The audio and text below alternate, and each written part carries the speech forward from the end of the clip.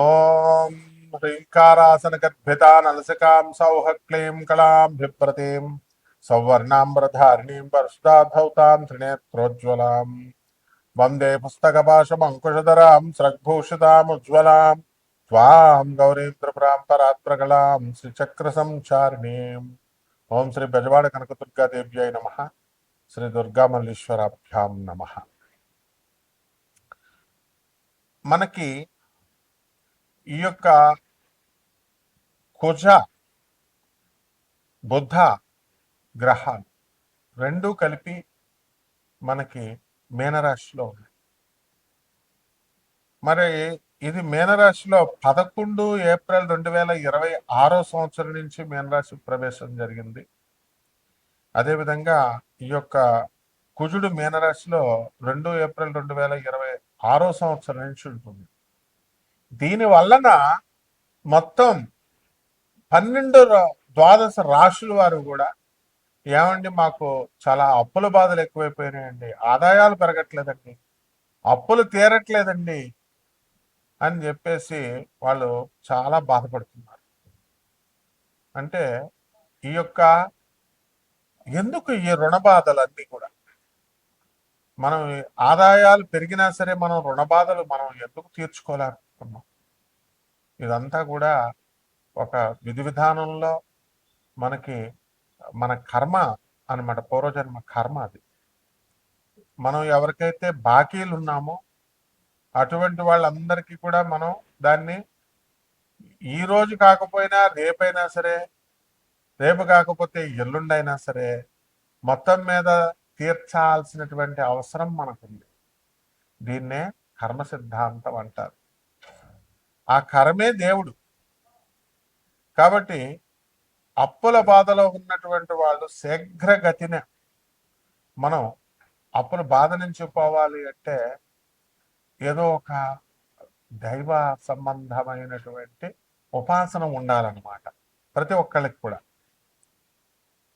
అది చాలామంది మనుషులు సాధారణంగా బాల్యంలో ఆటలతోనూ, కౌమారంలో అయిపోయిన యవనంలో వీళ్ళందరూ కూడా స్త్రీలతోనూ సమయం వెచ్చించుకుంటారని జగద్గురు ఆదిశంకరాచార్యులు వారు చెప్తారు. అదే యవనంలో పిల్లలు పెళ్ళిళ్ళు ఇవన్నీ కూడా పుట్టిన తర్వాత, పెళ్ళిళ్ళు అయిన తర్వాత వీళ్ళందరికీ కూడా మనకి ఒకటే అర్థం అవుతుంది ఏంటంటే అప్పటి నుంచి బాధ్యతలు పెరుగుతాయి. సంపాదించాలి, పిల్లలు పెద్దవాళ్ళు అవుతారు, తల్లిదండ్రులంతా కూడా వృద్ధులు అవుతారు. ఇక సంపాదన కావాల్సిందే ఆ వయసు నుంచి.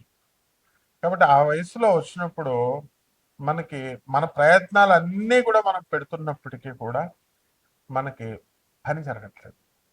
ఏదో రకమైనటువంటి అడ్డంకులు మనకు వస్తున్నాయి.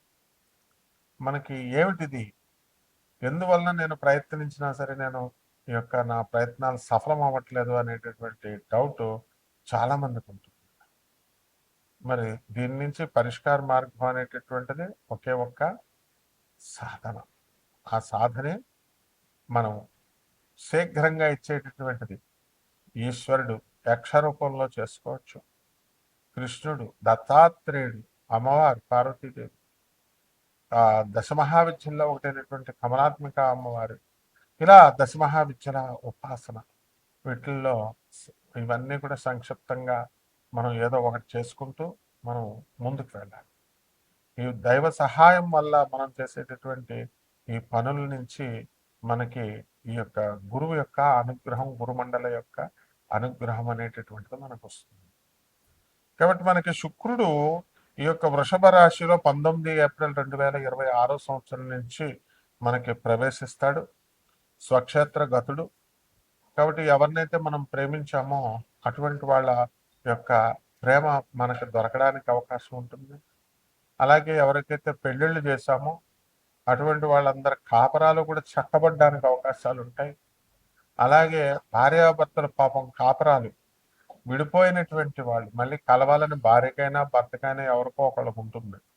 అవతల వాళ్ళకి మనం మీరు ఎంతైనా చెప్పండి, ఆ యొక్క గ్రహం ప్రభావం వలన విననివ్వదు.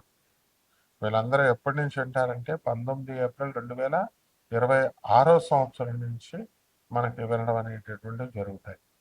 అదేవిధంగా ఈ యొక్క గురుడు మనకి 2/6/2026 సంవత్సరం నుంచి 31 అక్టోబర్ 2026 సంవత్సరం వరకు మనకి గురు మహాదశ ఈ యొక్క గురు సంచారం జరుగుతుంది. మరి ఈ గురు సంచారంలో గురు మహాదశలు జరిగేటటువంటి వాళ్ళు కూడా ఉంటారు. మరి వాళ్ళకందరూ కూడా న్యాయంగా వాళ్ళందరూ కూడా సంపాదన అనేటటువంటి ధర్మబద్ధంగా చేసుకుంటూ జీవనము పరువు ప్రతిష్టలతో ముందుకు వెళ్తారు. అలాగే శుక్రుడు కూడా స్వక్షేత్రగతుడై ఉన్నాడు కాబట్టి చక్కగా మీరందరికీ కూడా కోరుకున్న లాభాలు, విలాసాలు, వాహన సౌఖ్యాలు ఇవన్నీ కూడా మీకు రావడం జరుగుతుంది. ఇకపోతే రవి మనకి మేషరాశిలో 14 ఏప్రిల్ 2026 సంవత్సరం నుంచి ప్రవేశించాడు. కాబట్టి రవి యొక్క ఉచ్చస్థితి కారణంగా మీరు ప్రభుత్వంలో అనేకమైనటువంటి మార్పులను తీసుకొస్తారు. మీకు తర్వాత అనేకమైనటువంటి పనులు మీరు చేయగలుగుతారు. అంటే ఇవన్నీ కూడా రాశి ఫలాలను బట్టి కామన్ ప్లాట్ఫారం మీద మనకందరికీ కూడా చెప్పబడేటటువంటి రాశి ఫలాలు ఇవి. అలా కాకుండా చక్కగా మనము ఈ యొక్క గోచార రీత్యా కాకుండా వ్యక్తిగత జాతకాలు, మీరు ఎప్పుడు పుట్టారు, ఇవన్నీ కూడా మీకు ఎలా జరుగుతున్నాయి, ఇవన్నీ కూడా మనం చూసుకుంటాం. కాబట్టి అటువంటి వాళ్ళకి అందరికీ కూడా date of birth, time of birth, place of birth ఈ మూడు కూడా చాలా అవసరం ఉంటుంది. వాటిని బట్టి మనం చక్రాన్ని వేసి నాసా లైవ్ రిపోర్ట్స్ అనేటటువంటివి రిలీజ్ చేస్తుంది నాసా.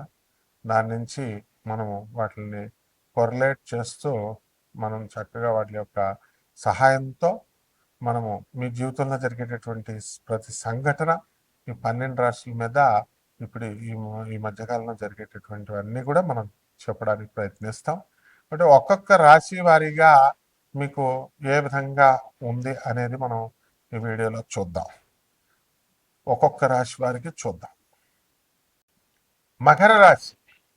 ఈ మకర రాశి వారికి అందరికీ కూడా మొట్టమొదటిగా కేతు అష్టమ స్థితిగతుడై ఉన్న కారణంగా మీకు అందరికీ డిప్రెషన్స్ ఎక్కువగా ఉంటాయి. జీవితంలో డిప్రెషన్స్ అనేటటువంటి ఒంటరితనం ఫీల్ అవడం అనేటటువంటిది ప్రతి ఒక్కళ్ళు చేస్తారు. అయితే ఆత్మహత్య ఇవి ప్రయత్నాలు అనేటటువంటిది ఈ మకర రాశి వాళ్ళు ఈ టైంలో చేస్తారు. కాబట్టి ఎవరైతే ఈ మకర రాశి వాళ్ళకి కష్టాలు అధికంగా ఉన్నాయో అటువంటి వాళ్ళందరూ కూడా మీరు భయపడకుండా వాటిని ఎదుర్కోవడం నేర్చుకోండి. అప్పులు ఎక్కువగా ఉన్నాయి, అప్పులు తీర్చట్లేదు అని చంపేస్తారా వాళ్ళు? తీర్చురు కానీ కష్టపడి నిజాయితీగా మీరు పని చేయండి, పని చేస్తూ వాళ్ళకి కొద్ది కొద్దిగా తీర్చండి. అలాగే పెళ్ళి అవ్వట్లేదు, పెళ్ళి అవ్వకపోతే చచ్చిపోవడమా? వాళ్ళ కాకపోతే ఇంకొకళ్ళు వస్తారని ప్రయత్నాలు చేసుకోండి. నేను ప్రేమించానండి, లవ్ అండి అని అంటే మరి ఆ అమ్మాయి హ్యాండ్ ఇచ్చింది కదా నీకు. అటువంటిప్పుడు ఆ అమ్మాయి చుట్టూ తిరిగితే ఎట్లా? అంటే మకర రాశి వాళ్ళకందరికీ కూడా షష్ఠ స్థితిగతుడైనటువంటి గురుగ్రహ ప్రభావం వలన మిత్రులు కూడా కొంతమంది శత్రువులు అవ్వడానికి అవకాశాలు ఉంటాయి గతంలో. ఆ శత్రువుల పైన ఆధిపత్యము అనేటటువంటిది కొద్ది కొద్దిగా మీరు సంపాదించుకుంటున్నారు. అసలు ముఖ్యంగా ఈ మకర రాశి వాళ్ళకి తమ భార్యయే శత్రువుగా మారి మీరు ఆ భార్య పైన మీరు కేసులు పెట్టడం, అలాగే భార్య మీ మీద కేసులు పెట్టడం జరుగుతుంది. ఇది కొంతమందికేనైనా గోచార రీత్యా అందరికీ విడాకులు చేసుకుంటారని కాదు. ఎవరికైతే ఈ యొక్క జాతకాలలో ఈ యొక్క దోషాలు ఉన్నాయో, గురు దోషము, శుక్ర దోషం, వాళ్ళకి కోర్టులకు వెళతారు. అయితే కోర్టుల్లో ఏమైనా మనకి తీర్పు వచ్చేస్తుందా అంటే ఇంకా అవి బెంచ్ మీదకి రావు. అంతా కూడా నిదానంగా జరుగుతుంది. ఇక రాహువు ధనస్థానంలో ఉన్న కారణంగా ఇక కొత్త కొత్త ఫ్రెండ్స్ పరిచయం అవుతూ ఉంటారు కదా. రా సార్ రాబాయ్ మందు తాగుదాం అంటూ ఏం చేయదు, మందు ఏం చేయదు అంటూ వాళ్ళు ఇవ్వడం, మీరు తాగడం, నోటికి సంబంధించినటువంటి దుర్వ్యసనాలు రావడం, ఇవన్నీ కూడా జరుగుతాయి. అలాగే మీ సోదరుల యొక్క హెల్త్ కొంచెం డిజార్డర్ లో ఉండడానికి అవకాశాలు ఉంటాయి. ఎందువలనంటే ఈ యొక్క శని, కుజ, బుధ గ్రహాలు అన్నీ కూడా మీనరాశిలో ఉన్న కారణంగా మిమ్మల్ని మోసం చేయాలని చెప్పేసి రకరకాల మందులు ప్రయత్నించినా సరే దానికి భయపడకుండా మీరు ముందుకు వెళ్ళడం అనేటటువంటి జరుగుతాయి. ఇకపోతే విద్యార్థుల్ని మనం తీసుకున్నప్పుడు విద్యార్థులు ఎక్కువగా కష్టపడాల్సినటువంటి అవసరం ఉంది. అండ్ ప్రైవేట్ ఉద్యోగస్తులు కూడా వాళ్ళకి ప్రమోషన్స్ కోసం ఎక్కువ ప్రయత్నాలు చేస్తూ ఉంటారు. అందువల్ల వీళ్ళ పరిహారాలు, విదేశీ ప్రయత్నాలు చేసేటటువంటి వాళ్ళు కూడా ఉన్నారు.